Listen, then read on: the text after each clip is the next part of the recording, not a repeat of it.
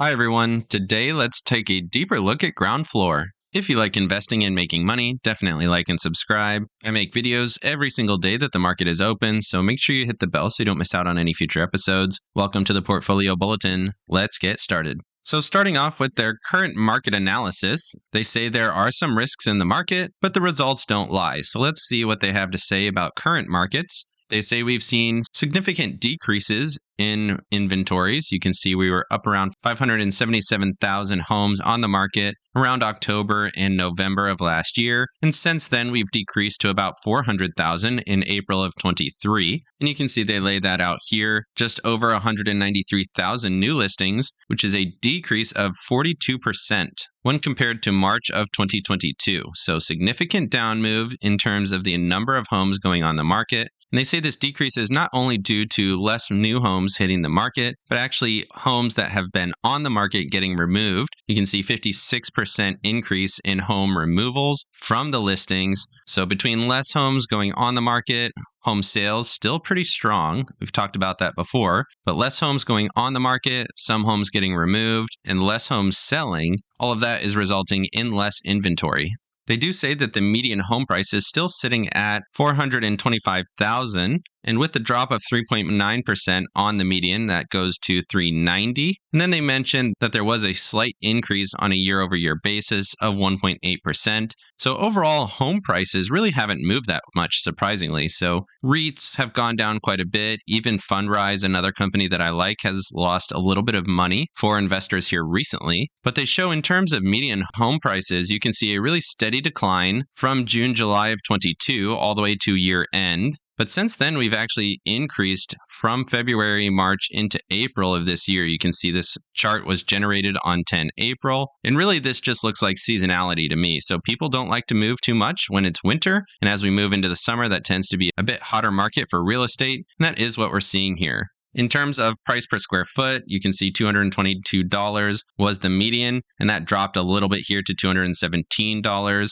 which honestly seems extremely high to me. But overall, it's not bad. And then they talk about interest rates here continuing to rise slightly, but we do expect them to stabilize in Q3. We've talked about Fed rates being flat in this zone, hoping for that pause. Obviously, the Fed hasn't said that they are going to pause, but we have seen a slight shift in their verbiage, indicating that we could get a pause later in the year. And that's really what they highlight here. So if interest rates end up around 5%, mortgage rates will end up around 6%, which should allow the real estate market to really stabilize into the end of the year. You can see their chart of interest rates increased dramatically from February into March, and then since then it's come down a little bit as it looks more likely that we're going to get that pause in June or July. In terms of ground floor, they expect homes going into the remodeling period to increase through 2027. So it's continuing to increase right now. And then as they get into 2027, that's going to be quote unquote prime remodeling years for these homes. That really just speaks to the ground floor model where they're lending to these remodelers,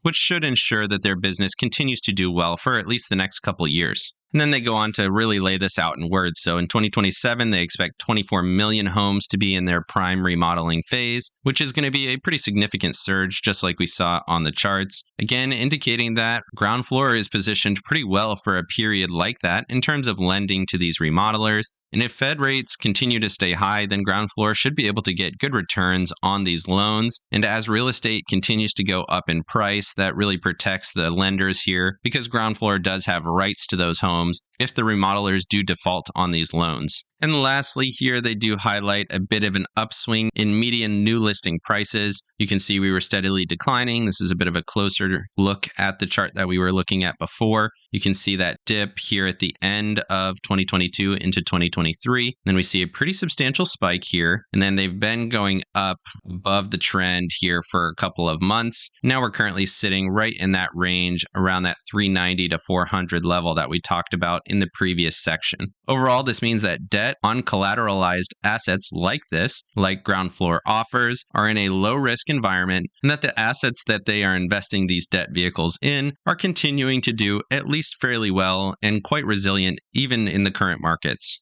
In terms of me personally, I still hold a little bit over $10,800 with Groundfloor. You can see my expected rate of return on my investments is 11.2%. My previous rate of return expectation was 10.4, and I actually received 9.5%. I did have a couple of defaults, and we'll talk about those in the next section, but I am continuing to invest with them. You can see my actual number is $10,800, and my expected returns on those notes is $1,025.67. In terms of actual holdings here, you can see my percentages and the expected rate of return on these notes. The vast majority of them are C notes. You can see that percentage here is 68.24%. I have been investing in B notes here a little bit more recently because they're now offering 10% returns on those B notes. C notes here are generally 11 to 12%, and then D notes are usually more than 12%. E notes, they're not very common, but that's usually in the 14% range. So C notes doing pretty well. And like I said, I had a few defaults, so let's take a look at those. So looking at the first loss here, you can see I invested $30. I got $28.77 back, so very small loss. You love to see it. They also sent me an email that went into the details of how much it cost to repossess the property, all the legal fees, and then what they ended up selling it for. I don't think it's necessary to go into that level of detail, but you can see here when it was acquired, when they sold the property, and my losses. So even on the ones where I did get a default and they had to recover the note, it was very minimal losses. Next one here, you can see it was acquired in 2020. Invested $10, got $9.59 back. Very minimal losses once again. And this really is reassuring as an investor. And then my last loss here for the 2022 year, you can see I invested $20. I got $19.18 back over the course of those 2 years. Really, the biggest loss is the opportunity cost here, where you lose the investment of that money over that period. But the fact that you're losing just a few cents on the dollar, again, is pretty encouraging. And of course, if you're not an investor with Groundfloor, definitely check out the link in the description. Once you invest your first $100, then your account will be credited with an additional $50. So definitely check out this link if you're thinking of starting a new account with Groundfloor. Let me know down in the comments section if you have any questions about Groundfloor or any interesting experiences you've had with them. Of course, like and subscribe if you got any value out of this video. And make sure you hit the bell so you don't miss out on any future episodes. Of course, none of this is financial advice. This is all for entertainment purposes. Good luck in your investing and have a great day.